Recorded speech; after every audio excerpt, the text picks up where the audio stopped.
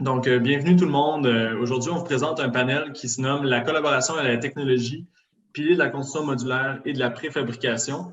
Alors, aujourd'hui, avec nous, on a des intervenants de différentes entreprises qui ont participé à des projets d'hôpitaux modulaires dans les derniers mois au Québec. Alors, pour les présenter, eh bien, d'abord, on a Annick Lefebvre, qui est architecte senior chez BBL Architectes, Bruno Lonval, qui est directeur bâtiment institutionnel chez BPA, et Gilbert Trudeau, président de RCM Modulaire. Également, aujourd'hui, pour le panel, on a François Tremblay, vice-président construction chez Pomerleau, Caroline Fillon, gérante innovation, recherche et développement et projets spéciaux chez Pomerleau, et moi-même, Étienne Gravel, gérant de projets spéciaux.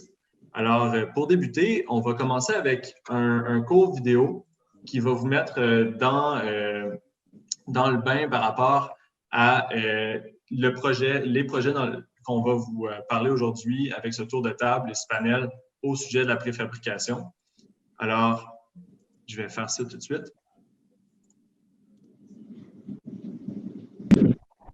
C'est parti. La pandémie du COVID-19 a mis à l'épreuve notre système de santé. Le CIUS du nord de l'île de Montréal souhaite augmenter rapidement et efficacement sa capacité d'hébergement de 96 lits. L'équipe de projet a évalué plusieurs alternatives. L'échéancier du projet très serré, l'uniformité et la grande répétitivité des chambres à construire nous a rapidement amenés vers la solution modulaire. Pour le projet de l'hôpital Sacré-Cœur, nous avons mobilisé plus de 200 personnes de nos différents départements qui ont tous, de façon structurée et efficace, mis l'épaule à la roue afin de livrer le projet dans les délais et les normes hospitalières qui s'appliquent. On commence par l'intégration des planchers, tout avec un robot qui est tout contrôlé à l'interne, au préalable. Par la suite, tout ceci embarque sur une chaîne de production et ça avance à des entrées déterminées, en fait, en fonction de l'avancement. Simultanément, on a une équipe qui fait des murs au niveau du 2e étage, ainsi qu'une autre équipe qui fait les plafonds. À partir de la 3e station, on a déjà un module complet assemblé. Tout ceci continue d'avancer, se rend aux différentes stations. C'est là qu'on vient vraiment l'habiller, le module, au niveau électricité, système de protection d'incendie, ventilation, ce qui est vraiment un point majeur dans le domaine hospitalier dans lequel on travaille actuellement. On a aussi un système de gaz médicaux à laquelle on a des sous-traitants externes qui viennent apporter main forte. Puis tous les modules sont emballés avec une toile à haute résistance qui permet, pendant le transport et l'entreposage des modules, de garantir l'intégrité même du module et la qualité du produit par le fait même. Notre modèle de production, en fait, permet un contrôle de qualité accru. Plusieurs inspecteurs qualité sont sur la chaîne en temps réel, effectuent des inspections sur les différentes composantes modulaires et font appliquer les correctifs si nécessaire. Donc c'est vraiment contrôlé, le module qui sort est testé. Chez Pomerleau, l'innovation est une valeur. Nous investissons depuis plusieurs années temps et argent dans l'application et dans le développement de la technologie, dans la création d'équipes performantes afin d'améliorer la productivité de nos chantiers pour le bénéfice de nos clients. La maîtrise de ces technologies et notre expertise en construction nous positionnent au centre des équipes de projet en alignant l'expertise de tous les membres de l'équipe, soit des professionnels innovateurs et collaborateurs, des sous-traitants spécialisés compétents et disponibles pour exécuter une partie de leurs travaux en usine, des préfabricateurs ouverts d'esprit pour pousser plus loin leur limite. Au cours des années, toute la variété de projets qu'on a réalisés dans différents secteurs de la construction, au niveau résidentiel léger, lourd, commercial, hospitalier, comme c'est le cas actuellement, nous ont permis vraiment de devenir chevronnés, performants et aussi d'atteindre des standards là, très, très élevés. Nos établissements comportent plus de 100 000 pieds carrés combinés de superficie, tous sur un plancher radiant, ce qui permet de faciliter beaucoup là, et grandement là, le contrôle de la température ambiante, et ce, peu importe les saisons. L'efficacité de la solution modulaire a été phénoménale. 5 mois après avoir été mandaté, l'équipe de projet va réussir à livrer aux clients les 96 lits. Sur l'échéancier de départ, à l'intérieur des budgets, on peut facilement dire que le projet modulaire a été réalisé en moins du quart du temps qu'aurait pris une construction type conventionnelle. Avec la difficulté d'obtenir de la main-d'œuvre et l'accélération des délais de livraison, il deviendra de plus en plus commun d'utiliser de la préfabrication et de la modularité dans les projets de construction. Où ça va nous mener? On a une bonne idée. On a des équipes qui y travaillent tous les jours. Ça va être surprenant.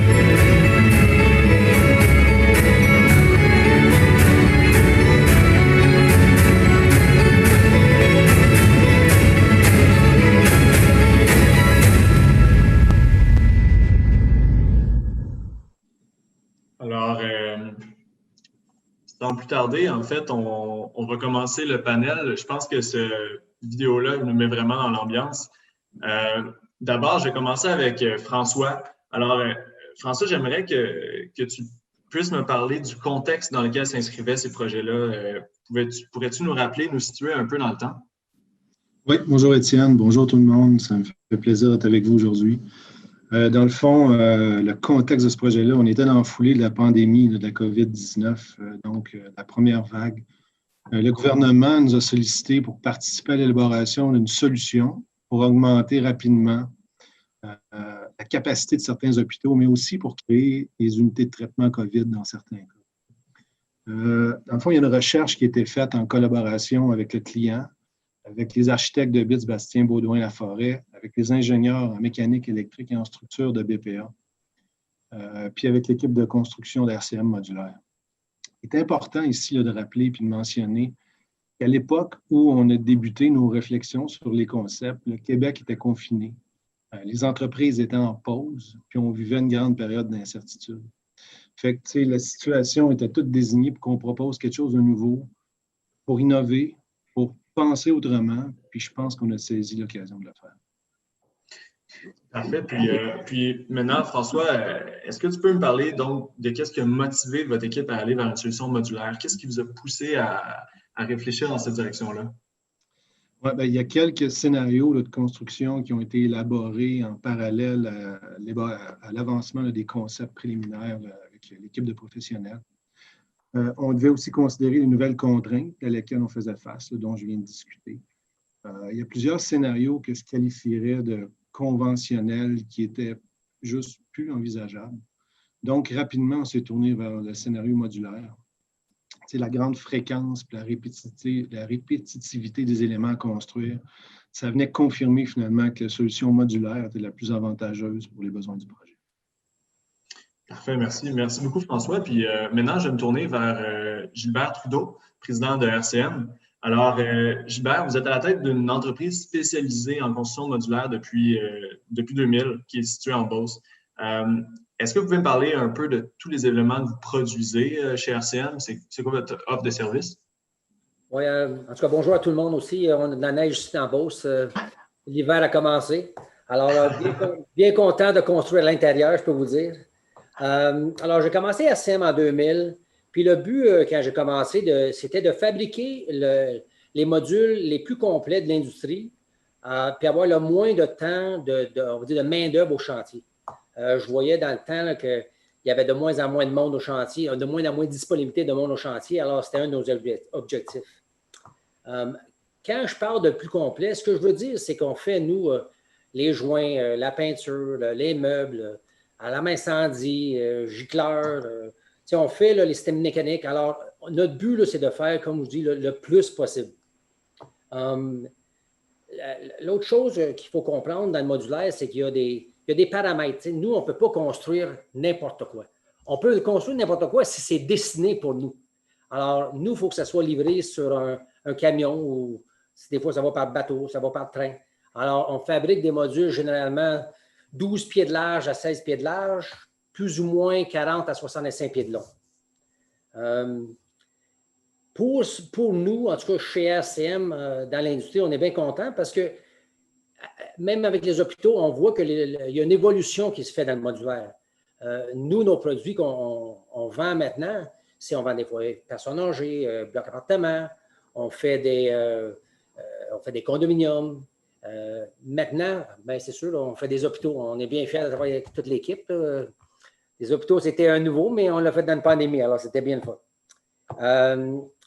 Dans le passé, le modulaire, comme vous le saviez tous, ça a comme une réputation d'avoir fait des bâtisses carrées, rectangulaires. Alors, on fait un modulaire, ça va être pas vraiment beau. Mais je suis content parce que maintenant, avec les architectes, puis on travaille avec eux, ils développent des super de beaux projets. Quand vous voyez la photo finie de l'hôpital, je trouve que c'est une très, très belle bâtisse. Alors, notre but, nous, c'est de fabriquer des bâtisses faites par des consultants qui sont généralement complets et beaux. Aussi, nous, on fait maintenant du modulaire en multi-étages. On fait du non-combustible jusqu'à 13 étages. C'est quand même considérable. Puis, j'imagine aussi, en fait, comment vous êtes pris au niveau de ces projets-là hôpitaux? Qu'est-ce que vous avez su proposer à l'équipe de construction par rapport aux modules que vous fabriquez déjà? Est-ce que vous avez dû adapter ce que vous faites normalement, par exemple, pour tout ce qui est hôtelier et autres types de projets?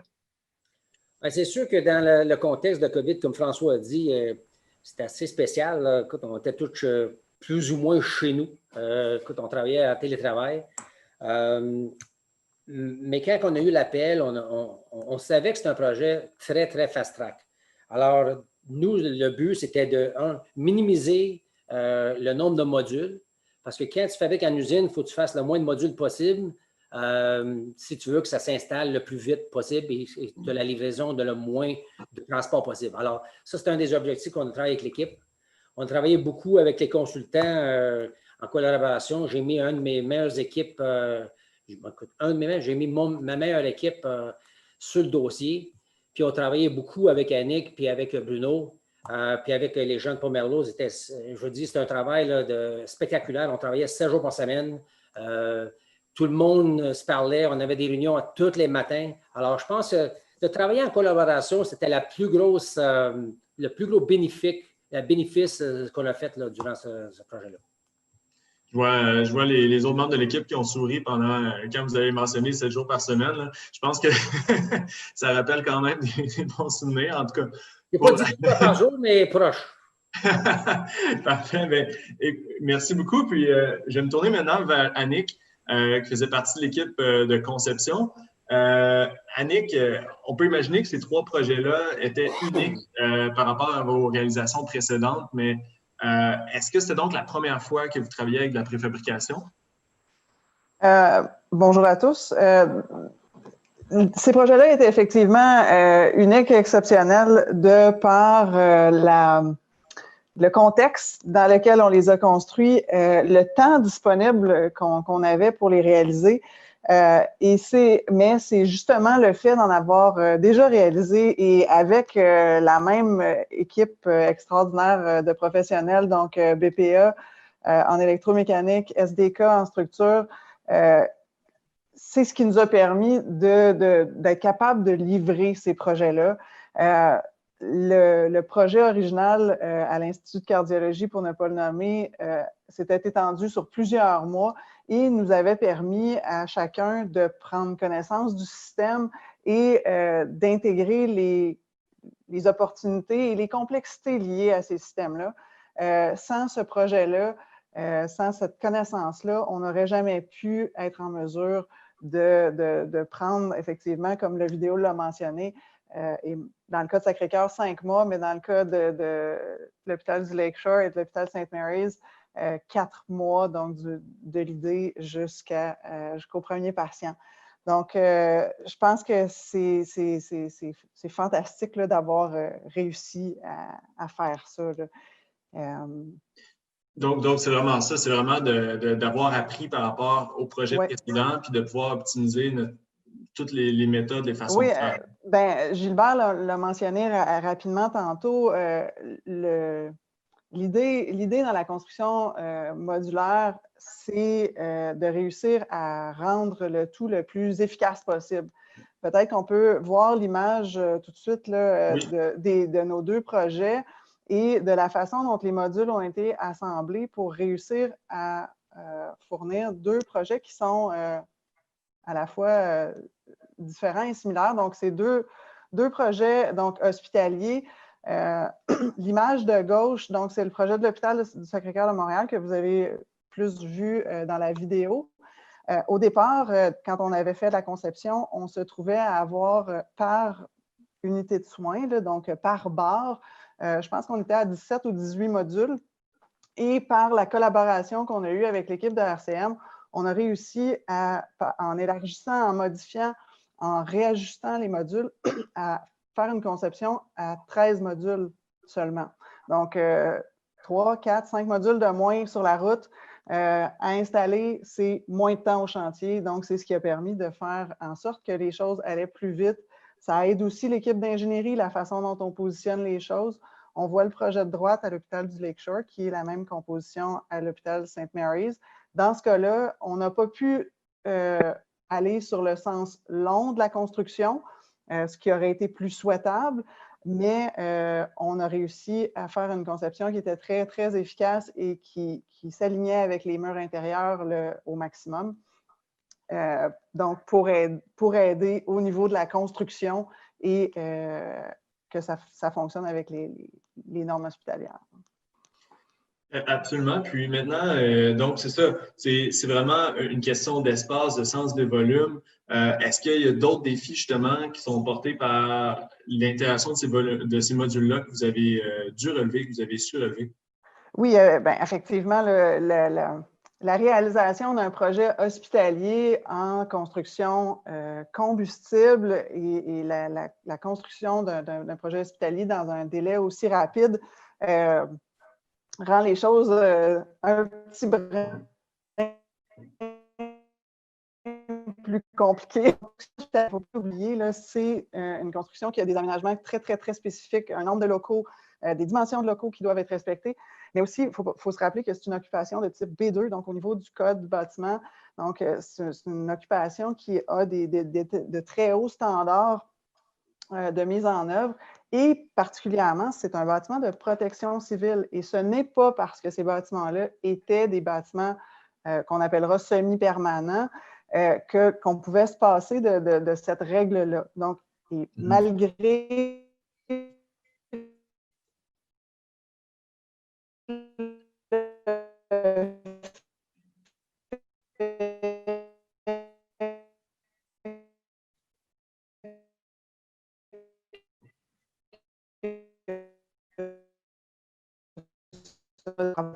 au niveau des finis ou de certains systèmes, mais tout simplement parce que c'était le temps qui nous manquait. Donc, pour arriver dans les temps, on a abaissé peut-être certaines qualités de fini, mais dans l'ensemble, c'était sans aucun compromis. Excuse-moi, Annick, je crois qu'on t'a perdu quelques secondes. Par contre, il y a eu un petit délai. Par contre, je comprends donc dans la dernière intervention, c'est vraiment par rapport à si on avait eu plus de temps pour planifier davantage ou bien pour faire la fabrication, c'est plus au niveau des finis et non au niveau de tout ce qui est les fonctions qu'il y aurait pu avoir des changements. Effectivement. Là. Donc, aucun compromis au niveau des normes et de l'aménagement général des lieux. On a réussi à faire l'ensemble comme on l'aurait fait dans une construction standard. Et Gilbert l'a mentionné, l'autre défi, ça a été au tout début de s'organiser tous ensemble à distance, tout le monde, et de réussir à collaborer tous ensemble. Et je pense que ça a été peut-être la plus grande réussite du projet, de réussir au fur et à mesure que les plans avançaient, de discuter avec l'équipe de Gilbert pour s'assurer qu'on allait dans le sens de ce qu'ils étaient capables de faire à l'usine, de collaborer avec l'équipe de Bruno pour mieux comprendre comment les systèmes allaient s'intégrer pour adapter notre conception au fur et à mesure, que l'équipe de Gilbert puisse commencer à commander le matériel pendant qu'on terminait les derniers détails et qu'on fignolait les derniers éléments. Donc, c'est vraiment d'accélérer, là, absolument. Puis maintenant, merci beaucoup, Annick. Puis je vais me tourner vers votre collègue Bruno. Pour votre part, comment est-ce que votre équipe a su tirer profit de l'utilisation de ces modules-là?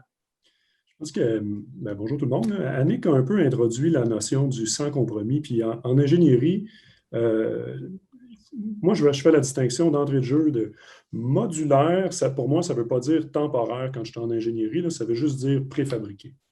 Et puis, à partir de ce moment-là, toutes les normes applicables dans le milieu de la santé doivent s'appliquer. Et puis, à un moment donné, il y a une qualité de matériaux. De toute façon, en infrastructure de génie, en mécanique électrique, on ne fera pas des calibres de câbles plus petits. Là, hein? Toute notre conception est identique à celle qu'on aurait livrée dans un hôpital permanent. Alors, le défi normatif, c'est de l'entrer dans un volume qui, dans le fond, Gilbert n'en a pas parlé, mais nous, quand on commence volumétriquement à réfléchir notre travail, il y a évidemment l'implantation pour entrer le programme, le travail que Annick et son équipe ont fait le premier week-end, parce que c'est vrai que c'était 7 jours sur 7, à 7h30 tous les matins, là, pour livrer le patient 1, 5 mois après le début de l'idée. Mais un coup que la volumétrie est faite, puis qu'on peut déjà déployer une équipe pour aller commencer à gratter de l'asphalte pour se préparer une implantation, là, nous autres, notre plus gros problème volumétrique, c'est le plus bas viaduc qu'on a entre l'usine et chez nous. Parce que n'importe quelle conversation d'hôpital, pour ceux qui l'ont déjà faite, commence par l'ingénieur mécanique qui veut gérer ses hauteurs de plafond. Et puis, on avait une commande pour répondre au COVID, avec des taux de ventilation très élevés. Vous le savez à quel point la qualité d'air intérieur est importante en cas de pandémie. Alors, pour rentrer ces volumes d'air-là dans un volume pour lequel, en termes de hauteur, on est pris par le plus bas des viaducs sur notre chemin, on a dû déjà commencer à travailler à faire une infrastructure de base, un base building qui s'installe avant l'arrivée des modules. Donc, sortir un maximum d'infrastructures pour que 100% par contre de l'aménagement, le poste, le cubicule d'un patient soit au maximum préfabriqué en usine. Tout ce qui nous reste à faire, c'est des interconnexions au bâtiment de base, que ce soit vers les systèmes de filtration principaux, des apports d'air qui arrivaient. On a commencé dès le début, quand on dit que les usines étaient fermées, ça a dicté aussi notre choix de structure au départ. Le pieu battu était plus simple parce que des pieux battus à trouver dans une fonte de cour, c'était bien plus facile que d'essayer de se trouver un manufacturier ou même au début, dans la première fermeture, même les cimenteries étaient fermées.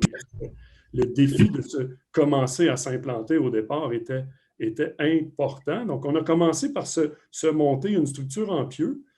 Puis, pendant que on continuait de réfléchir notre aménagement à l'intérieur, il fallait que tout le site soit prêt à recevoir les modules quand ils arrivaient. Puis, ce n'est pas anodin l'orientation des modules quand vous les avez vus sur la slide précédente, parce qu'en mécanique électrique, si je veux optimiser la construction préfabriquée en usine, l'orientation de la mécanique est importante aussi. Vous aurez compris que si j'installe la ventilation principale en positionnant les équipements principaux sur le côté court, quand on arrive au chantier, on multiplie les joints à chacun des modules. Donc, l'une des premières choses à faire, c'est de penser 100% de sa mécanique dans le sens long pour avoir le moins de joints possible à faire au chantier, puis de repenser des services qu'on aurait voulu mettre dans le plafond en se disant, par exemple, je pense aux gaz médicaux, on s'est développé une surépaisseur de mur pour être en mesure de passer toutes les conduites et les canalisations principales sur les axes longs sur les murs, de façon à ce qu'on puisse optimiser au maximum l'espace disponible à la fin en entre-plafond, parce que la hauteur maximale, elle, on ne peut pas la modifier. On peut toujours avoir des modules un petit peu plus courts ou un petit peu plus longs jusqu'à le plus long du troc possible. Mais ça, hauteur, ça, on est pris avec. Et je dois dire, parce que, Annick, je pense que tu ne l'as pas mentionné, qu'on a quand même pu livrer des modules à 2440 minimum partout. Donc, ce n'est pas parce qu'on a fait un hôpital qu'on a des plafonds bas, qu'on a des soufflages techniques, puis des retombées en système intérieur. Là. On a pu livrer des plafonds très, très raisonnables dans ça. Et dans ce cas-ci, il est plus haut que dans certains hôpitaux permanents. C'est vrai que c'est le nerf de la guerre, c'est le dégagement, les contraintes comme d'espace, justement. Puis maintenant que tous ces paramètres-là ont été optimisés pour ces projets-ci, qu'est-ce que Bruno, vos équipes, voudraient faire de plus la prochaine fois? Ce serait quoi la prochaine étape au niveau de la préfabrication, l'installation de modules dans votre cas? En fait, nous, nos équipes, ce qu'ils travaillent à faire principalement, c'est de réussir à tirer profit de la modélisation 3D qui est demandée maintenant couramment dans pratiquement tous nos projets, de façon à ce qu'on n'ait pas simplement des enveloppes architecturales puis des aménagements qui soient préfabriqués. Nous, on veut faire en sorte que des grandes sections de salles de mécanique puissent être préfabriquées. Alors, ça demande, c'est sûr, dans notre écosystème, un maillage plus fin entre, par exemple, il y a une section de mur qui peut être livrée avec ne serait-ce que quand je dis des sections techniques, ce n'est pas nécessairement des salles de mécanique, plus que des cubicules de toilettes qui sont mitoyens avec 2 salles de bain dans une unité de soins standard. Même si on est dans une construction conventionnelle, il y a moyen de préfabriquer tous les murs techniques mitoyens et qu'il y a des sections qui ne sont plus non seulement livrées avec les appareils de plomberie, mais les appareils de mécanique et d'électricité dans le mur mitoyen qui sépare 2 chambres et d'avoir une conception qui peut permettre une préfabrication au maximum. Mais c'est quand je me détourne après ça vers nos salles de mécanique et dans la gestion d'énergie globale, dans la mécanique lourde, à chaque fois que je vois le retricotage se faire, malgré qu'on a un plan et qu'on est au chantier, on doit attendre en mécanique électrique, surtout qu'on aime bien mettre nos salles de mécanique au point le plus haut pour avoir une bonne qualité d'air, on doit attendre que l'ensemble des dalles soient prêtes, que l'enveloppe soit fermée. Puis ça, c'est du temps qu'on n'a pas, nous, pour livrer la bâtisse. Alors, si on a l'audace de préfabriquer des grandes sections de salles de mécanique avec les équipements aussi, pas juste des bouts de tuyaux présoudés avec quelques joints, la plus grande longueur qu'on pouvait rentrer sur le fardier, des vrais bouts de salles de mécanique préfabriqués, bien, quand, enfin, on est rendu à notre salle de mécanique, ce n'est pas juste les équipements qu'on va livrer, c'est des composantes plein nombre de ventilation complétées avec les take-off, les sorties secondaires, des composantes de tuyauterie avec leur préassemblage de pompes. C'est ça qu'on veut amener dans la préfabrication. Bien, c'est une super belle vision pour ce qui s'en vient. Puis je pense que dans le groupe ici, les gens sont tous des convertis, mais il y a quand même beaucoup de travail à faire encore de chacun des aspects pour arriver à ce que ça devienne normal et conventionnel de faire ça dans les projets. Puis, je vais me tourner, je vais revenir vers François, donc pour conclure sur ces projets-ci au niveau des hôpitaux modulaires. Est-ce que vous pouvez dire donc que vous avez atteint vos objectifs en termes d'exécution, de gestion de qualité, de coûts, etc.? Est-ce que ce que vous étiez mis comme paramètres initiaux, vous pouvez dire mission accomplie? Absolument, absolument. Comme mes collègues ont parlé tantôt, là, la livraison des hôpitaux modulaires, c'était extrêmement rapide. Là, on parle, selon les projets, selon la capacité des projets, parce qu'ils n'ont pas le même nombre de lits.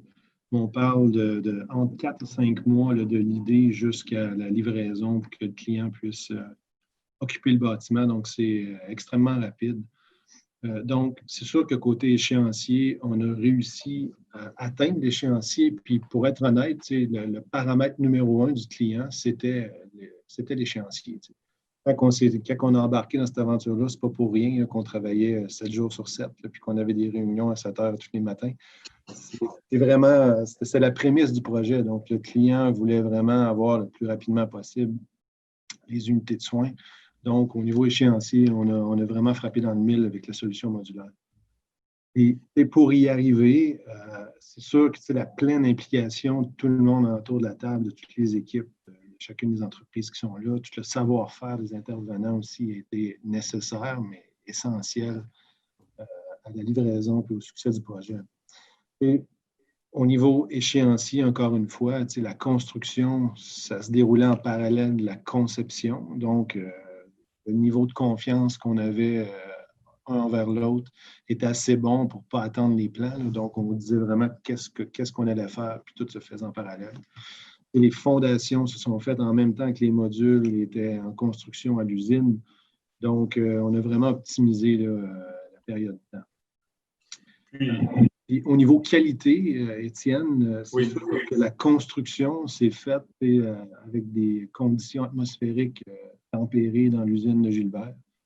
Donc, chez RCM, la construction s'est faite à l'intérieur. Vous l'avez vu tantôt, le petit vidéo. Donc, une fois que les modules sont prêts pour le transport, tout est wrappé, donc tout est protégé. Donc, la livraison des éléments était garantie par cette étanchéité-là. On a pu aussi envoyer, Gilbert nous a ouvert les portes de son usine, donc on a pu envoyer des représentants de qualité autant de Pomerleau que des architectes, que de BBBL, que de BPA. Donc tout le monde a pu se satisfaire au niveau de l'exécution des travaux pour assurer que qu'est-ce qui était livré et qu'est-ce qu'elle allait donner au client allait respecter en tout point les attentes. Puis au niveau du budget, c'est sûr qu'au début du projet, le client nous a demandé de faire un budget. On a fait un budget, puis dans tous les cas, le budget a été respecté. Donc, ça a bien été sur tous ces éléments. Les commentaires qu'on reçoit aussi des équipes cliniques, puis des équipes médicales, jusqu'à date, c'est positif. Là. Les gens sont contents des espaces qu'on leur a créés et de la qualité des aménagements qui ont été mis en œuvre. Je pense que ça, c'est une belle réussite. Puis dans certains cas, ils sont mieux installés dans nos nouvelles constructions que dans leurs hôpitaux existants. Donc, je pense que c'est vraiment le commentaire, comment dire, c'est le commentaire qu'on souhaite avoir à la fin d'un projet, donc avoir le commentaire des usagers. Oui. Exactement. Là. Donc, si eux sont contents, on a fait notre travail au bout du compte. L'important, c'est sont-ils capables de soigner des patients à la hauteur de la qualité qu'ils ont besoin? La réponse est oui. On a tous fait notre travail. Parce que pour quelqu'un qui ne s'y connaît pas en construction, là, qui rentre de l'intérieur de l'hôpital, qui rentre dans cette nouvelle section agrandie-là, de s'imaginer que cette conception-là, cette construction-là s'est faite plus rapidement, il n'en voit pas du tout la différence. Donc, c'est ça. C'est la preuve que, justement, on peut le faire plus rapidement dans les coûts, mais avec pas d'impact, justement, sur la fonctionnalité, le produit final. S'il y a de quoi avec une meilleure qualité. Avec des bons plans, avec une bonne conception, c'est sûr que nous, en modulaire, on peut faire presque, je ne dis pas n'importe quoi, là, mais proche. Mais ça vient de l'équipe, puis ça vient, on se répète, là, mais si tu n'as pas de bonne conception, l'usine ne peut pas fabriquer. C'est impossible. Alors, ça part de là, ça part des plans, ça part du début, ça part de l'implication de toute l'équipe. C'est hyper important. Absolument, absolument. Puis je pense que c'est la preuve aujourd'hui, c'est vraiment l'objectif d'avoir réuni toute l'équipe, une bonne partie de l'équipe, et d'autres partenaires aussi, mais autour de la table. Puis, François, donc, je te poserai une dernière question au niveau de qu'est-ce que tu vois pour le futur, les futurs projets, qu'est-ce qui est applicable, c'est quoi le potentiel selon toi de la préfabrication pour ce qui s'en vient dans tout ce qui doit être bâti au Québec et au Canada? Le potentiel est extrêmement grand. Là, on vit présentement là, une grosse période pour la construction. Donc, les projets, il y a beaucoup de financements publics qui sont lancés dans les marchés. Donc, la construction est super occupée. Il y a des investissements privés aussi qui n'ont pas ralenti, malgré la COVID. Ça n'a pas ralenti beaucoup. Donc, il se crée une rareté de main-d'œuvre. Je vous dirais que parfois, il peut y avoir dans certains corps de métier peut-être une dilution aussi du savoir puis de la qualité d'exécution. Donc, moi, je pense que le modulaire puis la préfabrication est une solution. Est une solution qu'on doit utiliser puis qu'on va utiliser de plus en plus, on va le voir de plus en plus souvent. C'est moi l'élément important que je retiens de tout ça, c'est que si on a l'intention d'utiliser la modularité dans des projets de construction, puis Gilbert en parlait juste avant moi, c'est vraiment d'y réfléchir et d'y penser au début. La modularité, ce n'est pas la solution à tous les maux. C'est vraiment d'être convaincu, travailler dès le jour 1 avec des patterns qui peuvent être produits en usine. Donc, c'est vraiment d'avoir l'idée au début, puis de monter l'idée avec les intervenants qui sont nécessaires à l'exécution de ce projet-là. C'est vraiment la leçon apprise que je retiens le plus. Bien, merci François. Puis, je vais maintenant donner la parole à notre dernière collaboratrice, Caroline Fillon. Donc, Caroline, comme on a pu le constater, la collaboration, ça a été une des clés du succès dans ces projets d'hôpitaux. Maintenant, sachant que Pomerleau est très bien positionné en termes d'innovation, selon toi, ce serait quoi les avantages d'intégrer plus de technologie dans des projets modulaires ou de préfabrication dans le futur? Merci Étienne, puis je vais en profiter pour saluer tout le monde également. Donc, les projets qui ont été présentés aujourd'hui, puis au risque de me répéter, on voit vraiment la résultante d'efforts communs d'une équipe qui a collaboré puis qui a fait vraiment preuve d'innovation. Avec l'expérience qu'on a acquise avec les projets qu'on vient de vous présenter, en fait, on voit les prochains projets modulaires et préfabriqués comme étant vraiment une opportunité de continuer à innover.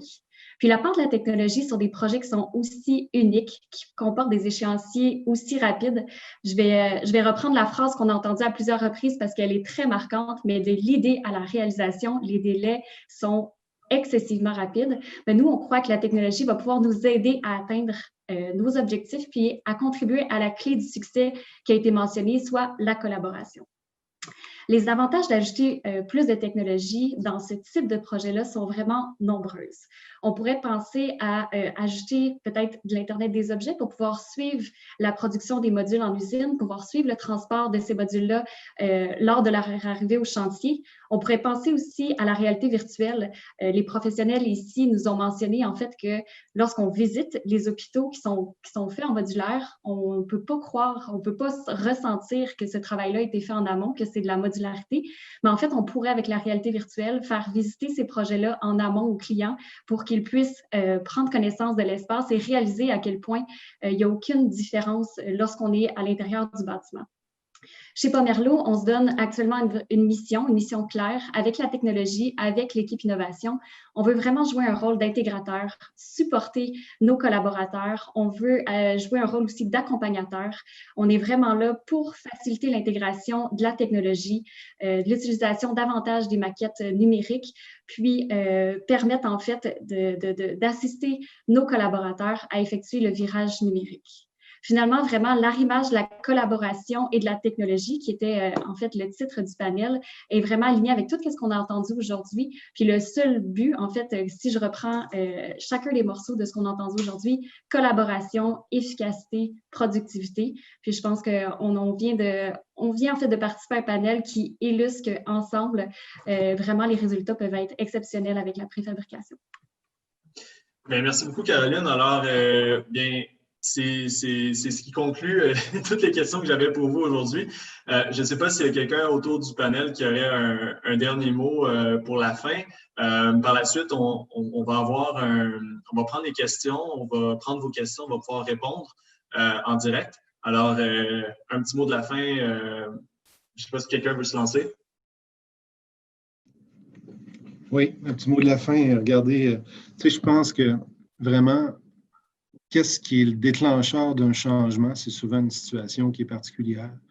Vraiment, tu sais, la réponse, la COVID est arrivée, donc la réponse qu'on a donnée, c'est vraiment une réponse qui était particulière, une situation qui était particulière. Par contre, moi, je pense qu'il faut apprendre de ce qu'on vient de vivre. Puis clairement, la démonstration, je pense, qu'elle est faite. Puis moi, je vous propose d'essayer ça dans vos futurs projets. Puis la solution est là. Ça fonctionne. Ben, merci François. Puis merci beaucoup je remercie encore une fois Gilbert Trudeau de RCM, je remercie Annick Lefebvre de BBBL, Bruno Lonval de BPA, puis il y a Caroline, François et moi-même de Pomerleau. Alors, je vois que Francis Bissonnette de Batimatech s'est rejoint à nous. Alors, Francis, à te nous dire la suite. Parfait. Merci beaucoup pour votre participation là, sur les concepts de collaboration de préfabrication, puis en fait, tous les enjeux qui sont rattachés à ça et la complexité qui est encore plus grande qu'on pouvait l'imaginer avant d'en entendre parler de vive voix avec vous. La suite de l'histoire, en fait, c'est que je vais vous partager un lien à vous ainsi qu'aux participants qui apparaissent sur la plateforme de Swapcard en dessous de votre conférence. Et dès qu'on va quitter ce pont-là entre vous et moi, vous allez pouvoir aller communiquer avec les gens là-bas. L'autre chose que je peux vous dire, c'est que présentement, on est au-dessus de 250 inscriptions à l'événement, donc ça va très bien. Il y a encore des gens qui s'inscrivent. Sachez aussi qu'il y a d'autres interventions au cours de la journée suivies d'un 5 à 7. Donc, si vous avez apprécié votre événement présentement, je vous invite à vous réserver un petit vin, un petit cocktail, un petit 5 à 7, quelque chose pour vous joindre avec nous. Puis il y aura des salles de réseautage, un peu comme vous allez l'expérimenter cet après-midi. Merci encore à Pomerleau pour sa participation. C'est quoi, votre 5e participation à Batimatech? C'est très possible, oui. C'est depuis les premières années. Exact. Donc ça, c'est très apprécié. Là. On aime ça, ce volet-là. Donc, voilà. Donc, si vous permettez, on va se laisser là-dessus. Je vais aller ouvrir les différentes plateformes. Puis, je vous invite à retourner sur la plateforme Swapcard puis commencer votre réseautage. Il y a peut-être des gens qui vont essayer d'aller vous rejoindre sur la plateforme. C'est bon? Parfait, merci beaucoup. Merci tout le monde. Hein? Merci. Merci.